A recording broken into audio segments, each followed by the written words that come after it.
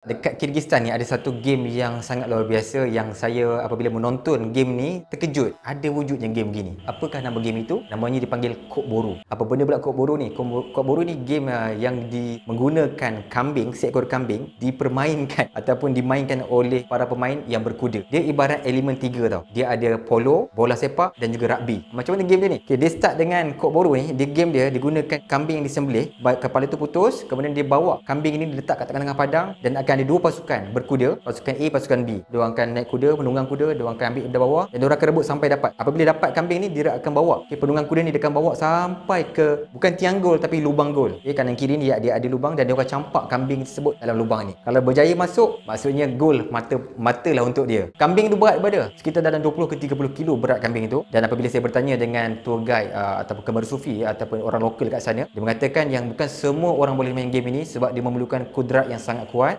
Walaupun dia orang tua, orang lama, tapi dia memang kuat betul sebab dia memang orang kasar lah, game kasar. Dan juga kuda pun bukan sebarangan kuda boleh digunakan sebab dia memang kuda yang ditrain untuk game-game lasak macam ni. Bahkan game ini, Kok Boru ni, dia bukan hanya game tempatan, dia bukan hanya game orang kata game kebangsaan Kyrgyzstan, tetapi dia menjadi liga. Liga ni, game dia ada liga tau. Ranking pertama siapa, ranking kedua siapa, dia ada klub-klub dia yang join liga di Kyrgyzstan ni. Kerana game ini akan dimain dalam World Nomad Game.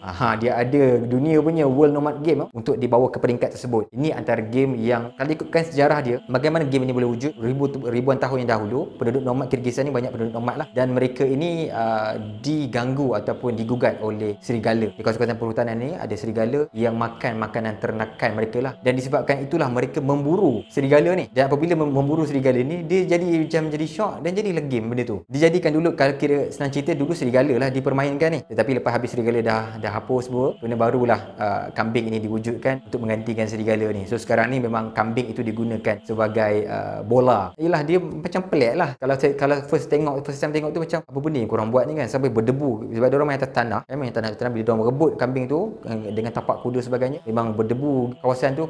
Kadang kita tak nampak pemain tu, tiba-tiba nampaklah dia bawa untuk jaringkan gol tersebut. So ini memang luar biasa lah. Bahkan dahulu kalau ikutkan sejarah juga, Kyrgyzstan ni, siapa yang dapat memburu serigala, kalau maksudnya dia boleh dapat upah oleh kerajaan akan bagi, kerana dia menggugat kepada keamanan dan juga kawasan pendudukan nomad ni lah. Sebab sekarang, kalau sampai sekarang ada lagi penduduk nomad yang mengamalkan hidup nomad ni dekat Kyrgyzstan. Inilah game Kok Boru namanya, game tempatan, game kebangsaan Kyrgyzstan, dan dijadikan sebagai liga dan seterusnya ke peringkat paling tinggi iaitu World Nomad Game. Sebab saya pergi stadium dia. Stadium ni mula saya ingatkan game polo, game lumba kuda. Bukan berjudi memang saya tengok game lumba kuda.